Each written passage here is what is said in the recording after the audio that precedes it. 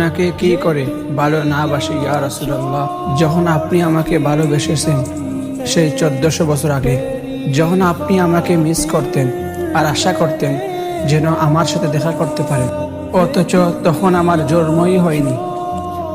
সেদিন সাহাবীরা আপনার চোখে পানি দেখে বলল, ইয়া রাসূলুল্লাহ, আপনি কাঁদছেন কেন?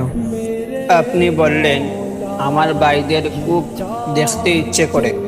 সাহাবীরা বললেন, আমরা কি আপনার ভাই নই ইয়া রাসূলুল্লাহ? আপনি বললেন, না, তোমরা আমার সাহাবী।